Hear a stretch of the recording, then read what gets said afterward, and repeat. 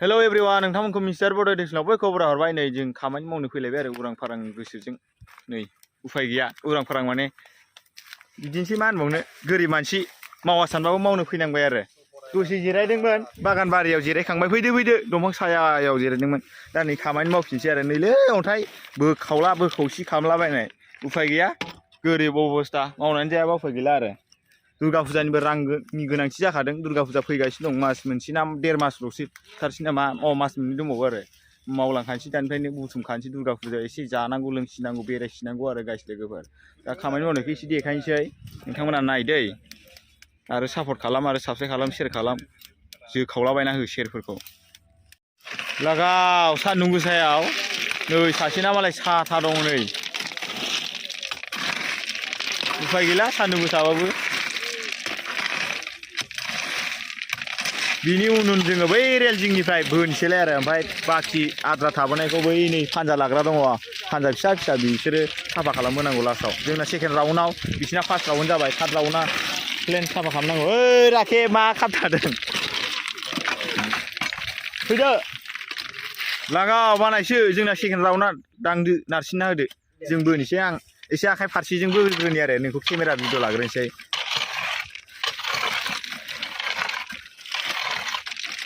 नै बिदि मावनांगौ जायोलै गाइस लोगोफोर गोरिब अबस्था आरो लेखा फरायाबाथाय उफाय गैया आरो जोंथ' साख्रिबो मोनखालानोसै बिदिनो आधा खावरा फरायनानै थाबाय ओमफ्राय साइडआव खामानि मावलाबायग्रा जाबाय लेबार जाबाय आरो जों एसे एनै हिनजावबो मोजां मोननाय नंला जोङो गाद्रा गुद्राखौनो लानांसिगोन बायदि मोनदों खावालिफोरानो जासिगोन हिनजावफ्रा बेफोरसो बायसा खामानि जाहैयो खेला खावालिफोराव बांसिन थाखायोलै होद नोगोर माजि जागोन ना खावालिफोरखौ लाबा जादोंमोनफोरबो रोङोना बिसोरो धन होलाबायनाय मालायफोरनिखौ बिसोरखौ लाबा बेमारा खारो होनोलै बेमार जानो रोङानो अजाना आरो बिसोरो नै लास्ट राउन्डआ साफा खालामबोगासिनो दं आदाराखे मोजां हदै दे देलाय एसे मोसालाय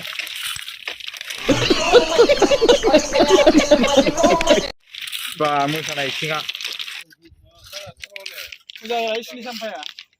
दसे खामानि मावखांलायबाय नालाय दसे जिरायनोसैलाय आरो गाइस लोगोफोर बिराद गरमखा एखेबारे ओइ नै अन्थाइ गोजा लामायाबो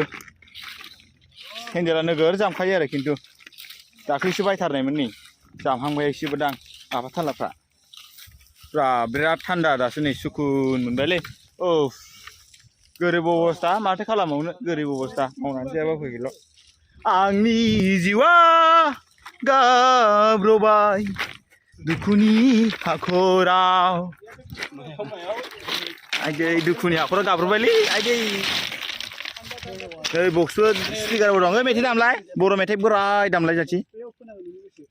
लागाव ओहै जायो लासैबाबो कपिराइटसो फैग्रोगोन नङालै फैद' बुन्दुबो जिरायफैद' दे लबार गाव दे बिलाइ 10थासो सिरियो दे खेमसे गावगासेयाव ओइ खुन्थाखौ दे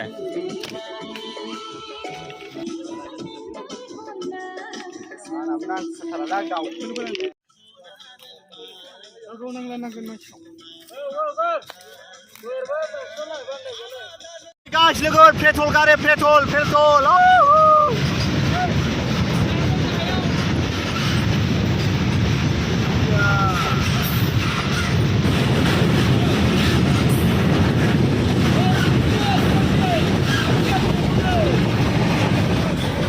पेट्रल गारि थांबाय फैदोलाय लोगोफोर एसे दसे जखायसे खामानि मावनानै माबानोसैलाय ओंखाम जाहैसै आरो गाइस लोगोफोर फैदो गाइस लोगोफोर नै बालाब गासै हनानै नै ओंखाम जाहैसै आरो दसे हबावनोसै दे हजोंबा राखेबा दिनै बिराद खुसिलै मानिबा थाखाय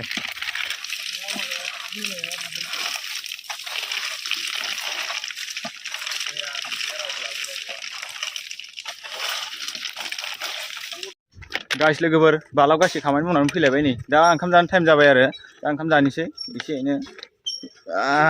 बिराद गरमखा सान्दुङा मावनानै जायाबा उफाय गैला बेफोरावनो गोजानावबो थांबाबो फैसाबो खामायहैनो हाला होननायसो जासिगोन गोरिब मानसि जामा मानसि सम्भब मानसि बेफोर मावलाबायनानै जालाबायनोसै एसे एनै रां खरसाफोर ओंखारगोन दुर्गा फुजाफोरनि थाखाय